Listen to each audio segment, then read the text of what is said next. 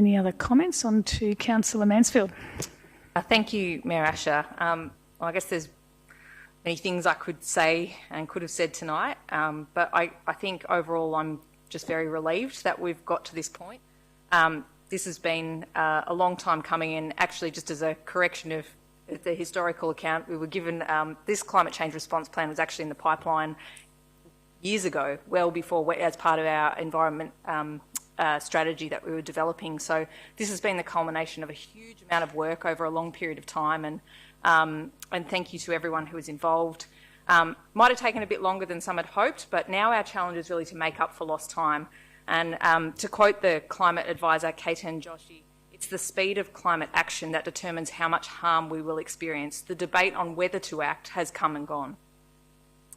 This morning I visited the Gumnuts. They're a prep group of 4 and 5-year-olds to hear about what they're doing for our environment. And their passion was really natural and authentic. And what I love about kids is that they genuinely care about our living ecosystems and the welfare of others.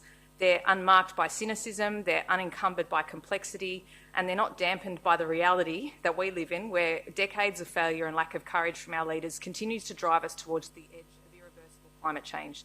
By the time they're old enough to vote or to run for election themselves, our window of opportunity for meaningful action will be over. While the future is theirs to inherit, it is ours to dictate what that future will look like. One of the strongest messages we've heard from the community feedback on this plan is that they want the City of Greater Geelong to show climate leadership. This is actually the key role they want us to see us play to drive down our city's emissions and to build resilience of the community. One of the actions in the plan is to encourage the regional community to publicly commit to our target of net zero by 2035. And so I'm going to foreshadow now that if this plan is endorsed, I'll bring a notice of motion to the next council meeting to call on the City of Greater Geelong to host a major stakeholder forum at some point next year, as in something like Geelong's own COP, to get all the stakeholders on board and start the conversation we need to be having. In order to reach our targets, we must be leaders in the face of tremendous challenges. Other levels of government have drawn condemnation for their lack of commitment to achieving meaningful change, and at the rate of current reduction, we won't reach net zero until 2294, not 2050. Unproven technology and voluntary commitments are not going to cut it. But we have the solutions. We just need the political and the social will.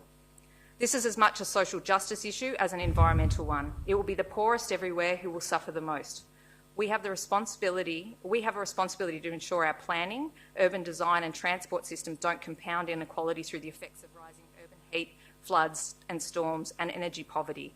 And this is addressed in the actions of the plan, although I'd really like to see going forward that this is further integrated into our vital communities and social housing work as examples. We need to be building for the future, and that's why I'm really pleased to see that we're actively discouraging gas in new developments and a whole range of other measures that are really forward-looking about the kind of community we want to have, a climate-ready community for the future. So I'm really looking forward to seeing this council and the broader organisation genuinely rising to the challenge that we've been set by everyone in the community tonight. Thank you, Councillor Mansfield.